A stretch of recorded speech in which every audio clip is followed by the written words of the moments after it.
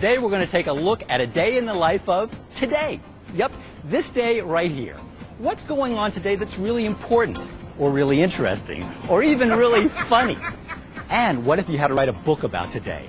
What would you say? What pictures would you put in it?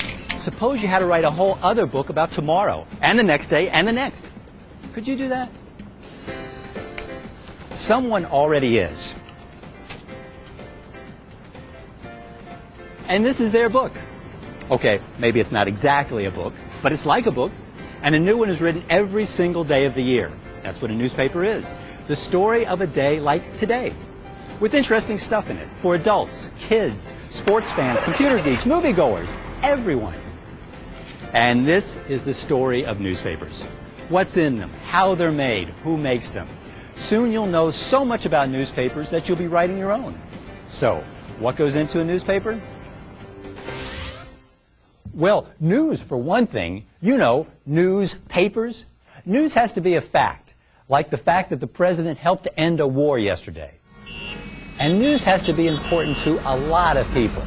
The fact that Billy gave away a peanut butter and jelly sandwich yesterday is a fact, but it isn't important to anyone. Well, except, of course, the person he gave it to. But the president helping to end a war, now that is important to a lot of people. Oh, well, thank you, Mr. President. Generally speaking, presidents are more newsworthy than peanut butter and jelly sandwiches. And not so sticky.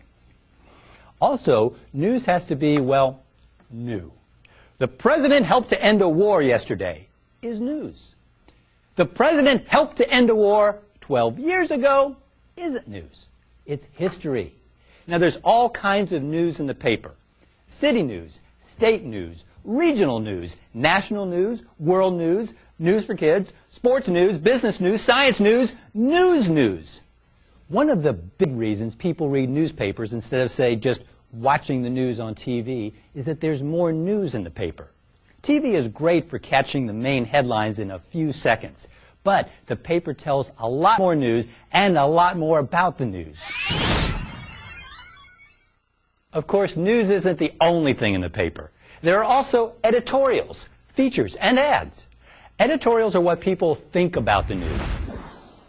Features are stories about people or things that aren't really news, but just interesting stuff.